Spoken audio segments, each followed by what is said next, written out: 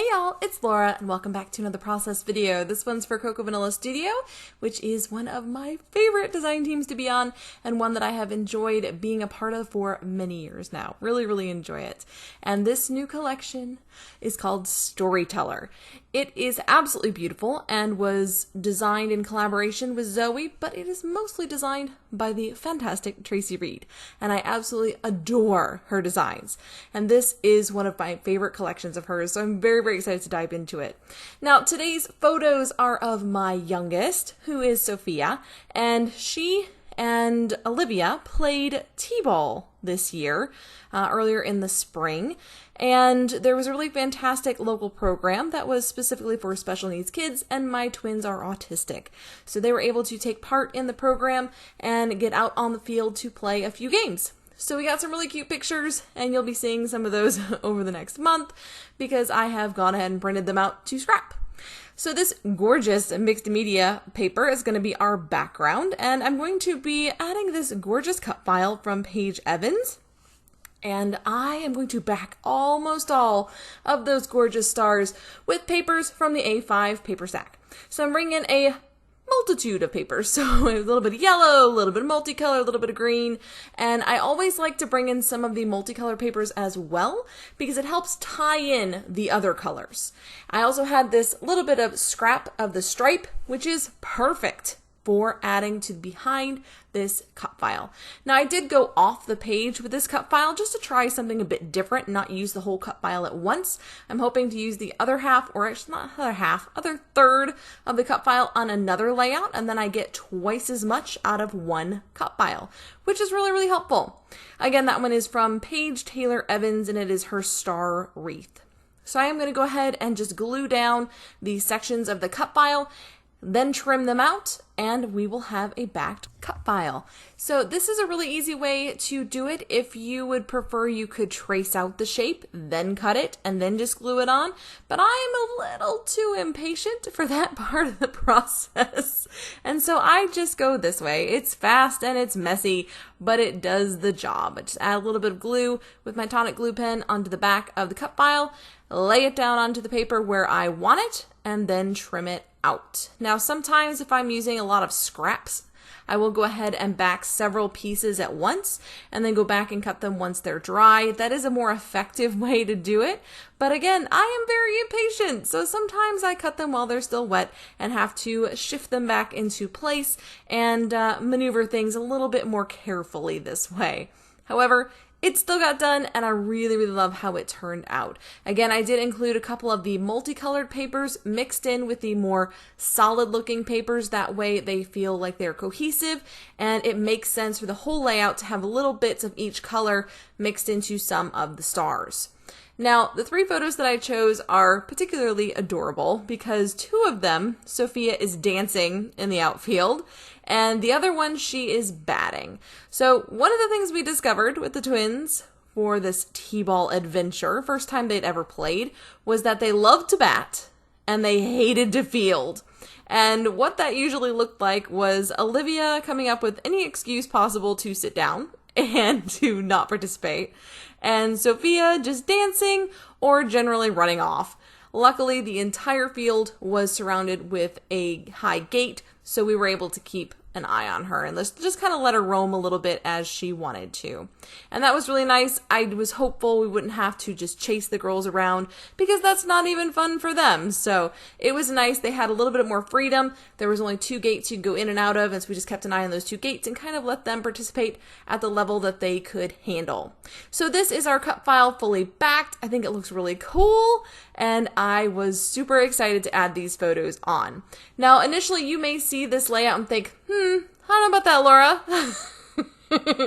It looks a little chaotic, and then you've got all this space to the left. I promise it comes together in the end. It does have some space to the left, but I like it. I think having some open space on one side of the layout when the other side is really busy allows it to balance out that chaos with a place of rest for your eye. And that's exactly what you get with this layout. While the right side is rather busy and crazy and it's going to be pretty full, the left side having all of that open white space is going to allow your eye to rest and for the entire layout to feel a little bit more balanced. Now, one of the questions that I get about wreaths is how do you make the photos feel like they're part of the wreath and not just layered on top? So you're not just sticking the photos directly on top of the wreath and nothing else on top of them. They kind of stand out. They don't look like they belong. They don't look like they're cohesive parts of the wreath. And one of the major ways to help this out is to layer. The secondary way to help this out is to tuck. So in this case, we're going to be tucking my photos just one edge underneath of an open area of the cut file. So each of the photos has one little section that is covered up by the cut file, and this helps them to be part of this base layer. Now, again, the second little tip is to layer on top of the photo with your embellishment. So we're going to do that as well. And I'm starting with these word phrases. Now, these word phrases were fussy cut from the A5 paper stack, which is that smaller 6x8-ish size pack of paper. And it has a cut apart inside, and this cut apart had these fantastic word phrases in this smaller size, which I really, really liked. And so I decided to go ahead and layer up 2 of these on top of each of the photos in the place of journaling, because this is actually going to be a 2-page layout, and so I want to put the journaling on the other side of the layout.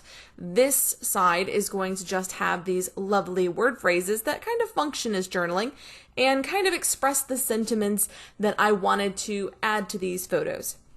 One of the things that I'm also trying to do here is there's different fonts on the different word phrases, and I'm kind of mixing them up so that I don't have the same fonts right next to each other, and also mixing up the colors as well, because I don't want to end up with 2 greens onto one photo. I'll put a yellow and a green and a red and a green instead. So that was just a fun way to mix up the colors, have a little bit of interest on the page, add that layering element in, and not have to deal with a ton of journaling on this page anyway. Now, I also will bring in some teeny tiny little details, but I love starting with those clusters. So in the ephemera pack, so there's 2 ephemera packs with this collection. The first is an icon ephemera pack, and the second is a floral ephemera pack. We are not bringing in the floral ephemera pack on this one. I know this shocks you. But I actually managed to limit myself to just these teeny tiny florals in the little bowl on the right that I fussy cut from patterned paper. They are so super tiny, and I love them. They are the perfect little scattering bits to add at the very end of the layout to give it detail and whimsy, and I just love them. And they were a pain in the butt to cut out, but the effect is so worth it. Not to mention, I'll be honest, I really enjoy fussy cutting. It's a very relaxing activity for me, and so any opportunity that I get to squeeze in a little bit of fussy cutting, I probably will, and that's why you'll see me using a lot of fussy cutting elements on my layout. Is A, I love them, but B, I also really enjoy doing the fussy cutting. So I have a lot of those little bits in my stash to use. Now I'm playing around with several different things on the page, auditioning different bits and pieces to see what works, but I really love the look of these buttons. I don't normally go for buttons, but these little ephemera buttons were so cute, and they were the perfect rounded object to add to this very geometric background. So in the background, we have all of these beautiful stars. We have some kind of sketchy circles underneath of the stars. And then, of course, our word phrases are those lovely little rectangles, but they're very geometric shapes. And bringing in rounded objects like my tiny florals and like these buttons will help to soften the look of those harsh geometric shapes, those sharp-cornered geometric shapes. These circles will help to soften the look. And I really loved the idea of bringing in those soft, whimsical shapes in a way to feminize this layout without making it floral. So there's not going to be any large florals on this page, despite the fact that this layout is of my daughter. I'm going with a more general theme, or a gender-neutral theme even, but bringing in those rounded elements have the same effect of softening the angles, softening the geometric nature of the background, and giving it just a little bit more of a feminine feel.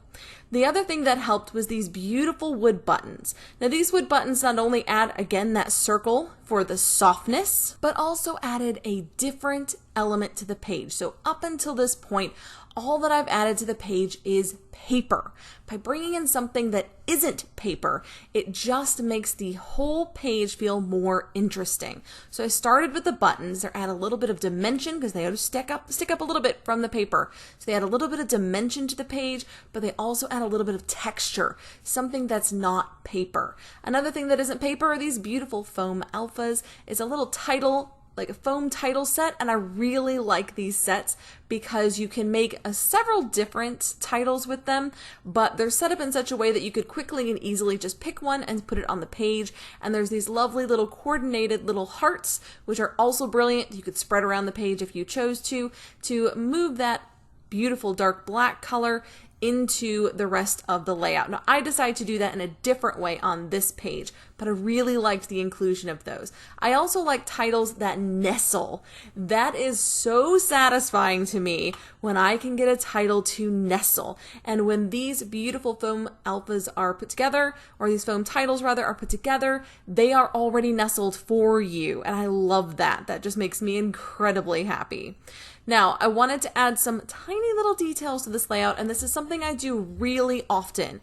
I think that this step in scrapping makes a massive difference on the page, and I think you will see how this brings together all of the separate elements and all of my little clusters and makes them feel more cohesive. These tiny, tiny little details make such a huge difference on the page. And so I'm going to start with my scattering. And for my scattering, I just pick teeny, teeny, tiny little stickers, or in this case, fussy cut florals, and put them together on the page around my clusters and kind of tucked into corners and things around the main design. So that's the scattering stage. The splattering stage is going to be with Nuvo drops and gold ink spray. Now, when I have a beautiful deep background, like this gorgeous navy-ish blue, it's kind of a range here. It has some of the navy, but it also gets down into that beautiful periwinkle. So it's a beautiful mix of those colors of blue that I adore. And that just begs for gold ink spray, in my opinion. On a dark background, gold ink spray just pops as splattering. And so if I'm going to use a dark background, there's like a 99% chance I'm going to use some gold ink spray too. So with my black Nuvo drops to add some controlled splatter around the pages, and then the gold ink spray to do some uncontrolled splatter, that's this one complete. I hope y'all have enjoyed it. Please check out the blog at cocoavanilla.com.au for more photos. Until next time, bye y'all.